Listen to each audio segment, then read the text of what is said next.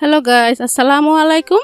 Welcome back to my channel Lutfa village cooking. তো বন্ধুরা, চলুন বাচ্চাদের টিফিনের জন্য খুবই হেলদি এবং ঝটপট কিছু একটা নাস্তা তৈরি করে ফেলি, যেসব উপকরণগুলো আমাদের কিচেনে সব সময় থাকে। তো বন্ধুরা, হাতের কাছে থাকা উপকরণ দিয়ে কিন্তু নাস্তা তৈরি করতে খুবই ভালো লাগে। তো আজ আপনাদের খুবই মজাদার ও হেলদি একটা নাস্তার রেসিপি নিয়ে এসেছি। তো আশা করছি বন্ধুরা, রেসিপিটা আপনাদের কাছে খুবই ভালো লাগবে। আর আমি সব সময় চেষ্টা করি বাচ্চাদের নাস্তাতে কিছুটা হেলদি জিনিস ইউজ করার, তো আপনারা ওইভাবে চেষ্টা করবেন। আর বন্ধুরা, আমার চ্যানেলে যদি আপনারা নতুন বন্ধু হয়ে থাকেন তাহলে প্লিজ চ্যানেলটাকে সাবস্ক্রাইব করে পাশে থাকা বেল বাটনটিও ক্লিক করে রাখবেন, তাহলে এরকম মজার মজার রেসিপির নোটিফিকেশন সর্বপ্রথমে আপনার কাছে পৌঁছে যাবে।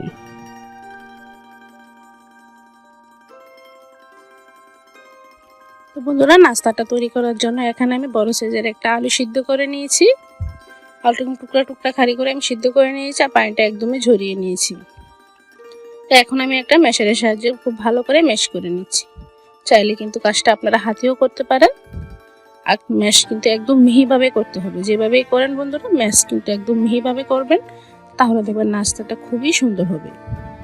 তো দেখুন, একদম মিহি করে ম্যাশ করে নিয়েছি। তো এখন আমি একে একে সব উপকরণগুলো অ্যাড করে দিচ্ছি। প্রথমে আমি এখানে দিয়ে দিচ্ছি লাল শাক।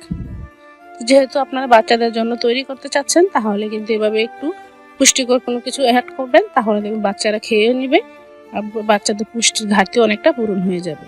তারপর দিয়ে দিচ্ছি 1 টেবিল চামচ পরিমাণ পেঁয়াজ কুচি, 1 টেবিল চামচ ধনেপাতা কুচি, স্বাদ মতো দিয়ে দিচ্ছি কাঁচামরিচ কুচি। তো এখানে আমি 2টা কাঁচামরিচ একদম কুচি করে কেটে দিয়ে নিয়েছি।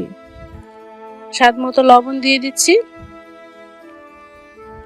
আর এখানে আমি ম্যাগি মশলা নিয়েছি 1 প্যাকেট, সম্পূর্ণ প্যাকেটটাই দিয়ে নিচ্ছি।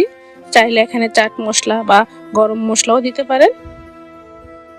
তো এখন আমি প্রথমে সেই উপকরণগুলো খুব ভালো করে মিশিয়ে নিচ্ছি। তো একটু কষলে কষলে ভালো করে আলুর সাথে সব উপকরণগুলো মিশিয়ে নিচ্ছি। চাইলে এখানে অনেক রকম সবজিও আপনারা অ্যাড করতে পারেন। তো এখন যেহেতু আমি এটা একটু ডোয়ের আকারে তৈরি করব, তার জন্য এখানে কিছুটা আমি ময়দাও দিয়ে নিচ্ছি। ময়দা দিয়ে একটা শক্ত ডোয়ের মতো তৈরি করব। আর একদম শক্ত হবে না, কিছুটা নরম করে ডোটা তৈরি করতে হবে। তো দেখুন, ডোটা কিন্তু মোটামুটি মাখা হয়ে গেছে। এখন আমি 1 টেবিল চামচের মতো তেল দিয়ে নিচ্ছি। তেলটা দিলে ডোটা কিন্তু অনেকটাই সফট হবে আর হাতেও কিন্তু বেশিভাবে লেগে যাবে না। তাই তেলটা দিয়ে একটু ভালো করে আবারও মেখে নিচ্ছি। তো দেখুন, হাতে কিন্তু এখন আর লেগে যাচ্ছে না।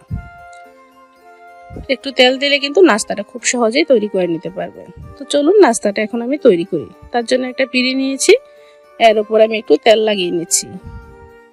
যেহেতু এই নাস্তাটা এটার উপরে রেখে আমি কাটবো, যাতে তুলতে অসুবিধা না হয়, তাই একটু তেল লাগিয়ে নিচ্ছি। তাই এখন আমি ডোটাকে নিয়ে খুব ভালো করে চেপে চেপে হাত দিয়ে শেপ দিয়ে নিচ্ছি। ডোটা যেহেতু নরম, তাই এটা বেলার প্রয়োজনে হাত দিলে চেপে চেপে কিন্তু এভাবে একটা মোটা করে রুটি তৈরি করে নিতে পারবেন। তো দেখুন, এভাবে কিন্তু আমি চেপে চেপে রুটিটা তৈরি করে নিয়েছি। রুটিটা কিন্তু নর্মাল রুটি থেকে অনেকটাই মোটা হবে। তো এখন আমি একটা ছুরির সাহায্যে কেটে নিচ্ছি। তো আপনারা দেখেই বুঝতে পারছেন ডোটা কতটা নরম। এরকম নরম হলেই কিন্তু ভাজলে খুবই মুড়মুড়ে এবং কুরকুরে হবে। তাই একটু নরম করে ডোটা তৈরি করবেন, শক্ত হলে কিন্তু ভিতর পর্যন্ত মুচমুচে হবে না।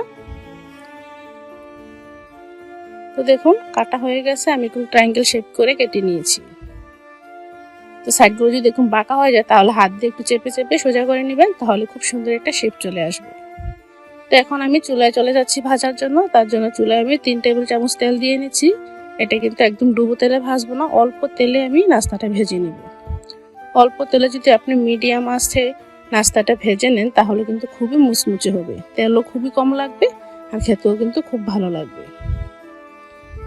তো দেখুন, তেলটা হাই হিটে আমি গরম করে তারপর চুলার হিটটা মিডিয়ামে রেখে একে একে আমি নাস্তাগুলো দিয়ে নিচ্ছি। হাই হিটে গরম করার পর কিন্তু চুলার হিটটা একদম মিডিয়ামে বা লোতে নিয়ে যেতে পারেন, নিয়ে তারপর নাস্তাটা ভাজতে পারেন, তাহলে একদম ভিতর পর্যন্ত মুচমুচে হবে। তো বন্ধুরা, এর আগে কিন্তু কোনো নাড়াচাড়া করবেন না। এর ফাঁকে নাড়াচাড়া করলে কিন্তু নাস্তাটা ভেঙে যেতে পারে। যখন এক সাইডে এরকম হালকা ব্রাউন কালার হয়ে আসবে, তখনই কিন্তু উল্টিয়ে দিতে হবে। তারপরে এভাবে উল্টে পাল্টে চেপে চেপে কিন্তু একদম মুচমুচে করে ভেজে নিতে হবে। তো দেখুন, ভাজা হয়ে গেছে।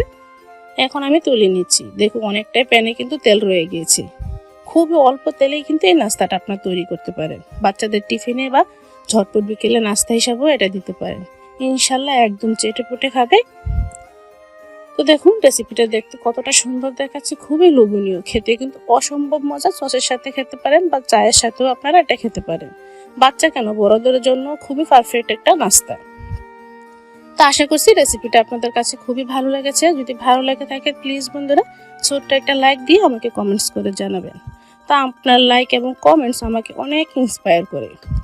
তো যদি এরকম মজার মজার আরও রেসিপি দেখতে চান তাহলে অবশ্যই লুৎফা ভিলেজ কুকিং চ্যানেলটা সাবস্ক্রাইব করে রাখবেন। আর যারা ফেসবুক পেজ থেকে দেখছেন তারা অবশ্যই আমার পেজটাকেও ফলো দিয়ে রাখবেন।